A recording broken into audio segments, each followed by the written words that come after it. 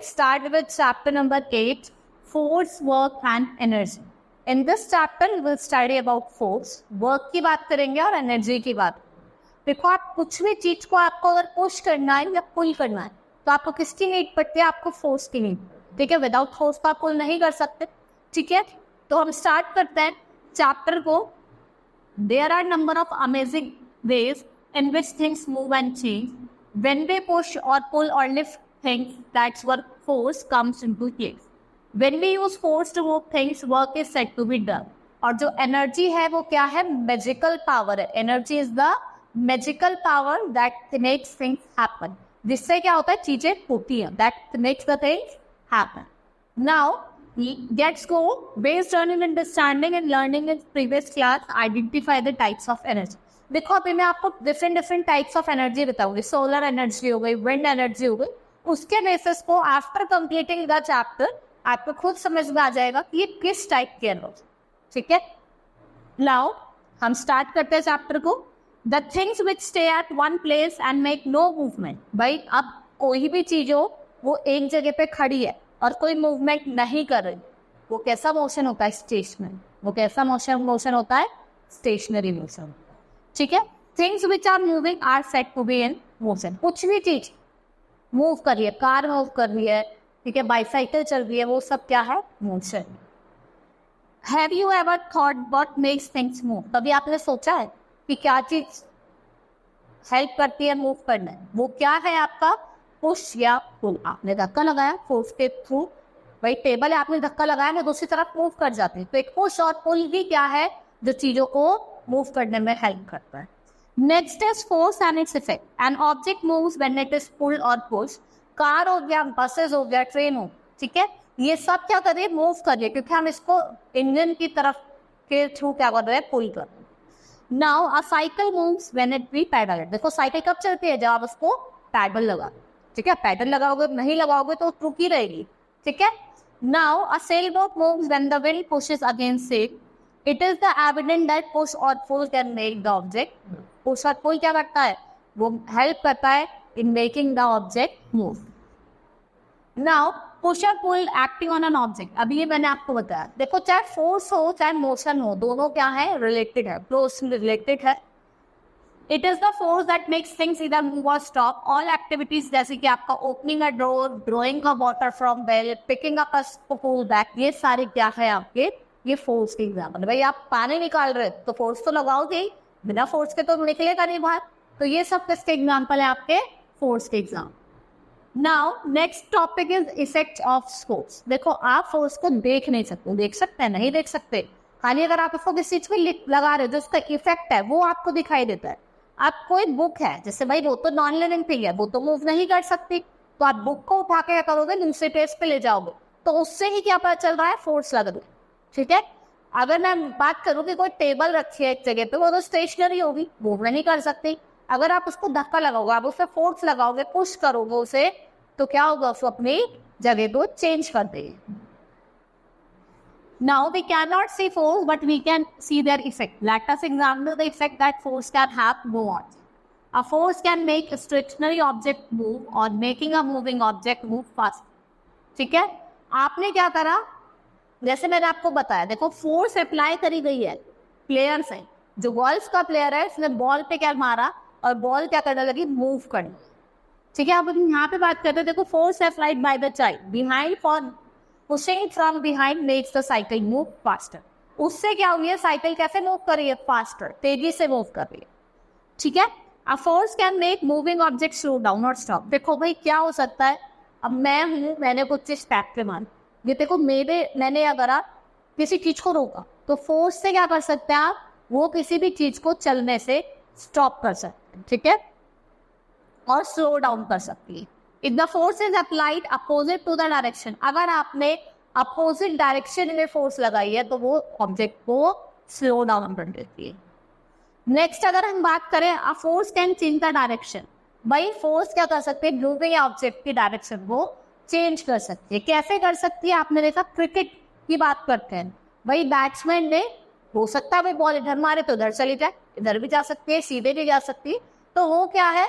Direction को भी change कर सकती है. Next is force can change the shape of an object. कर सकते हैं आप टूथपेस्ट ट्यूब लीजिए, इसको आप दबा दीजिए, सारा कोलगेट उसमें से निकल, शेप भी चेंज कर सकते, ठीक है।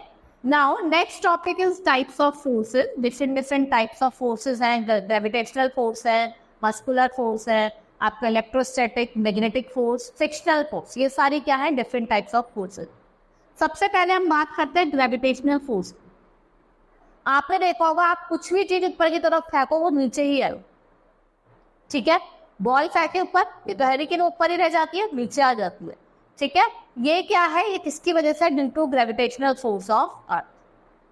The earth pulls things down towards itself because of its gravitational force और gravity. It is the gravitational force that keeps us bound to the earth.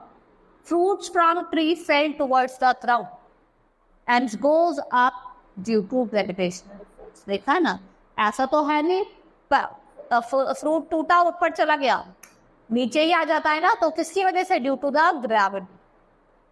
Now muscular force. Muscular force is the force that we use while doing different types of work. We make use of muscular force. आपने क्या करा, lift करने के, door open करने के लिए या कोई बुलक कार्ट को खींचने के लिए हम किसका यूज करते हैं, मस्कुलर फोर्स का यूज कर. जैसे similarly animals like horse, camel, elephant use muscular force to perform different activities. Different activities को परफॉर्म करने के लिए किसका यूज करा जाता है, मस्कुलर फोर्स का यूज करा जाता है. Next is electrostatic force. देखो आपको क्या करना है, आपको क्या करना है, it is the force which is exerted by electrically charged ball.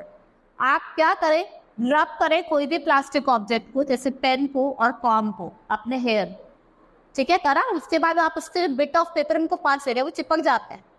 वो किसकी वजह से, due to the electric static force.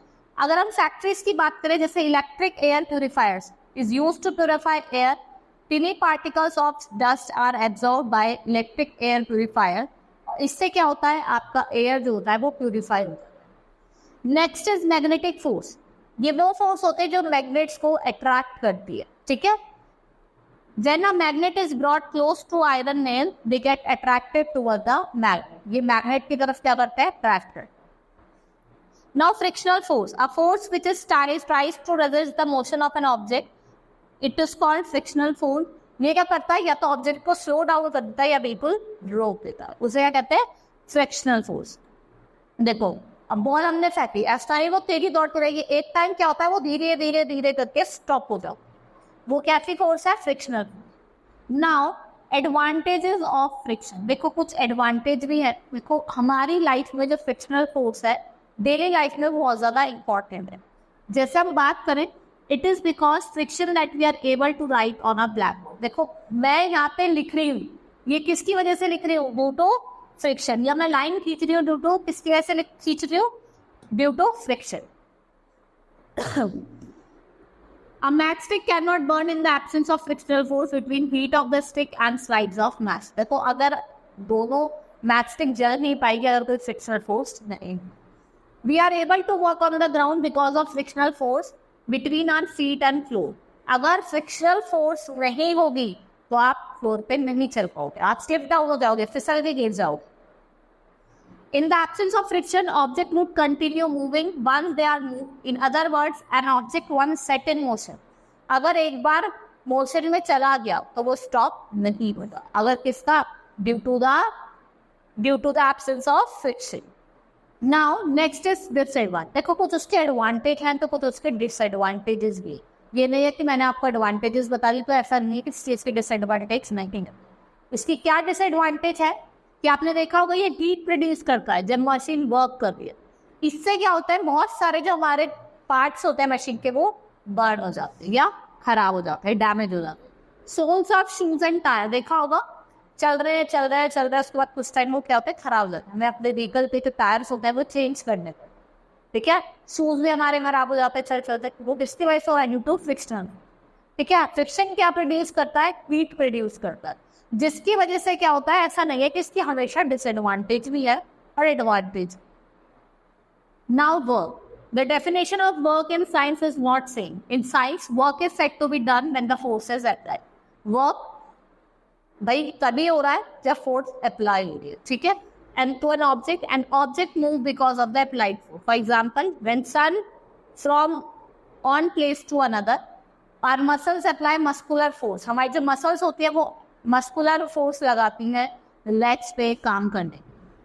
If we push a very heavy rock but the rock does not move, in scientific terms, work is not done because although the force was applied और जो object है वो move नहीं करता. Therefore, the force is needed to bring body into motion. और इससे क्या होता है, आप क्या कर सकते हैं, वर्क डन को भी कैलकुलेट कर सकते हैं. और वो किससे कर सकते हैं, उसका फॉर्मूला होता है, मैं आपको बताती हूँ वर्क डन का. Force into distance. जितना ऑब्जेक्ट ने डिस्टेंस मूव करा है वो क्या होता है, आपका फॉर्मूला होता है. मतलब फोर्स इनटू डिस्टेंस, जितना भी डिस्टेंस मूव करा है. Now energy and it's type. देखो डिफरेंट टाइप्स ऑफ एनर्जी पढ़ेंगे. Heat energy, light energy, mechanical energy, electric energy, wind energy और साउंड एनर्जी. एनर्जी क्या होता है, वो एबिलिटी टू डू वर्क. ठीक है, वो क्या होती है, एनर्जी क्या होती है, एबिलिटी टू वर्क. अगर भैया आपके बॉडी में एनर्जी नहीं होगी तो आप बहुत लेथार्जिक फील करते हो, काम करने का मन नहीं करता, हिम्मत ही नहीं होती है किसी भी काम करने की. तो एनर्जी क्या होती है, it's an ability to do work. Force comes from energy. We can apply force without our muscles. From where do we get energy to apply this force? We get this energy from the food we. हमें energy कहाँ से मिलती है, जो हम खाना खाते हैं, वहाँ से हमें क्या मिलती है, energy. They get it from a chemical energy जैसे कि फूड, CNG, पेट्रोल और diesel. If there is no petrol, देखो अगर कोई पेट्रोल या कोई डीजल या कोई CNG नहीं होता, क्या हमारी कार, बसेस, ठीक है, मूव कर पाती, नहीं कर पाती. ठीक है, उनको भी क्या चाहिए, एनर्जी चाहिए. जैसे हमारी बॉडी को एनर्जी चाहिए, हम खाना खाते हैं, ऐसे इन्हें भी तो एनर्जी चाहिए. और ये एनर्जी किस फॉर्म में लेते हैं, in the form of petrol, diesel और CNG. Now heat energy, burning fuel, जैसे कि आपका कोल हो गया, LPG हो गया और आपका कैरोसिन हो गया, क्या रिलीज करते हैं, हीट एनर्जी. हमारे जो घर में, अपने घर में क्या करते हैं, खाना बनाते with the help of heat energy. Light energy, आपको जो अपने आसपास हर चीज दिखाई दे रही है, ये सब क्या है, लाइट एनर्जी की वजह से दिखा.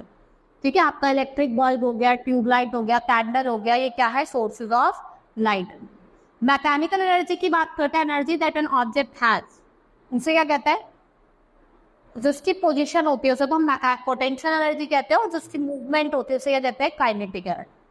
Now the water stored behind a dam has potential energy, जो किसको कन्वर्ट करता है, काइनेटिक एनर्जी को. और जिससे क्या होता है, जो आपने देखा होगा झरने से, वाटरफॉल से पानी गिरता है, वो किसकी वजह से गिरता है, due to the kinetic energy.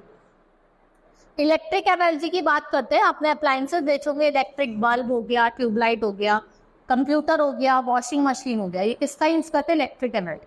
अगर इलेक्ट्रिक एनर्जी नहीं होगी तो ये वर्क नहीं करते. ठीक है, और उससे क्या होता है, आपको इलेक्ट्रिक एनर्जी मिलती कहाँ से, पावर स्टेशन से आप उसको जनरेट करते. Wind energy, power of moving air is utilize with the help of wind, जिससे आप क्या करते हैं, विंडमिल्स के थ्रू आप इलेक्ट्रिक एनर्जी जनरेट करते हैं. Next is sound energy. Portable audio players, television sets, radios and loud speaker are the sources of sound energy.